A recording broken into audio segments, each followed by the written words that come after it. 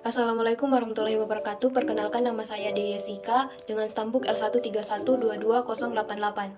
Saya dari kelompok 1 akan mempresentasikan materi tentang pengertian dan ruang lingkup ekonomi sumber daya hutan atau disingkat dengan ESDH untuk menyelesaikan salah satu tugas dari mata kuliah Ekonomi Sumber Daya Hutan yang diampu oleh Bapak dosen Dr. Hendra Pribadi SPMP jurusan Kehutanan tahun ajaran 2023-2024. Adapun pokok pembahasan yang pertama adalah pengertian ekonomi sumber daya hutan, yang kedua ruang lingkup ekonomi sumber daya hutan, yang ketiga peran atau posisi ekonomi sumber daya hutan dalam pengelolaan hutan, dan yang terakhir pembahasan suatu penelitian tentang peranan atau posisi ekonomi sumber daya hutan dalam pengelolaan hutan. Pengertian ekonomi sumber daya hutan. Sebelum kita mencari tahu apa itu ekonomi sumber daya hutan, maka kita harus mengetahui apa itu hutan, ekonomi, ilmu ekonomi, dan sumber daya hutan. Yang pertama, hutan. Hutan merupakan suatu lapangan yang bertumbuhan pohon-pohon secara keseluruhan dan merupakan persekutuan hidup alam hayati beserta alam lingkungannya dan telah ditetapkan oleh pemerintah sebagai hutan tetap. Yang kedua, ekonomi. Ekonomi merupakan ilmu sosial yang dapat digunakan untuk menolong kita dalam memilih cara terbaik tentang penggunaan atau pengalokasian sumber daya hutan, baik yang dikelola oleh perorangan, perusahaan, masyarakat, serta negara, sehingga tujuan-tujuan pengelolaan yang didasarkan kepada kaidah-kaidah ilmu kehutanan dapat tercapai. Yang ketiga, ilmu ekonomi. Ilmu ekonomi adalah ilmu yang mempelajari tentang tingkah laku manusia dalam melakukan pilihan dari berbagai alternatif. Yang terakhir, sumber daya hutan. Secara majemuk disebut sumber daya hutan karena kajian ekonomi meliputi sumber daya sendiri-sendiri sesuai kebutuhan manusia. Dari penjelasan apa itu hutan, ekonomi, ilmu ekonomi, dan sumber daya hutan, kita dapat menyimpulkan bahwa ekonomi sumber daya hutan adalah ilmu yang mempelajari tentang tingkah laku manusia dalam memanfaatkan sumber daya hutan, sehingga fungsinya dapat dipertahankan dan ditingkatkan dalam jangka panjang. Adapun manfaat sumber daya hutan terbagi menjadi dua. Yang pertama, manfaat nyata terukur atau tangible, berupa hasil hutan kayu, hasil hutan non-kayu, contohnya rotan, damar, dan lain-lain.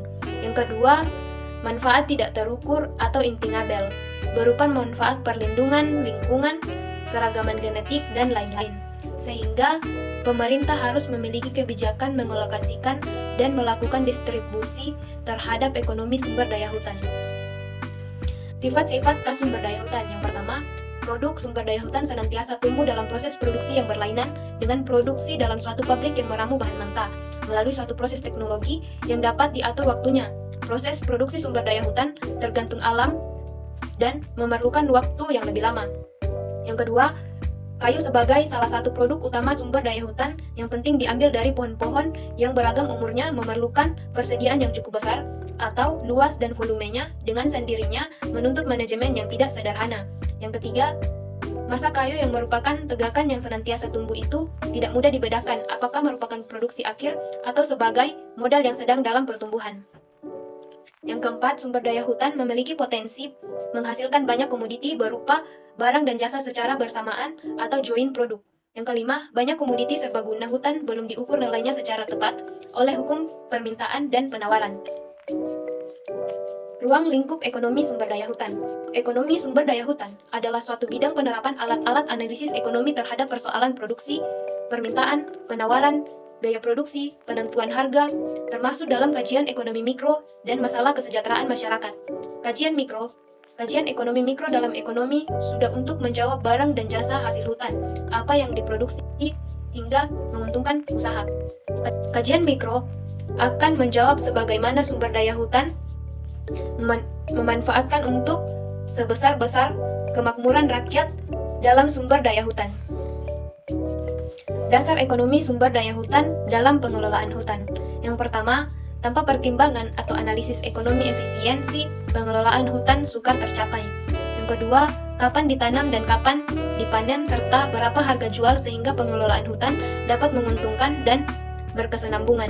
Yang ketiga, analisis ekonomi sumber daya hutan dapat diketahui apa yang diusahakan atau berapa jumlahnya. Sektor kehutanan memiliki banyak lapangan usaha antara lain. Yang pertama, kegiatan tanam, pemeliharaan, dan perlindungan. Yang kedua, kegiatan pemanenan hasil hutan.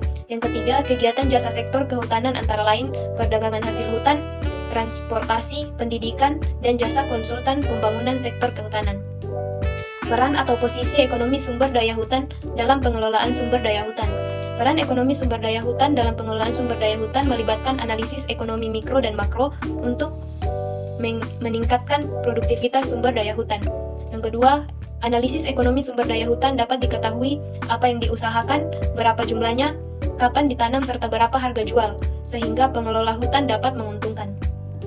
Peran ekonomi sumber daya hutan dalam pengelolaan hutan meliputi manfaat alat analisis ekonomi untuk merumuskan pengelolaan hutan, valuasi ekonomi sumber daya hutan dan penilaian kelayakan ekonomi pengelolaan hutan, keterkaitan antara peranan ilmu ekonomi dalam meningkatkan produktivitas pengelolaan hutan.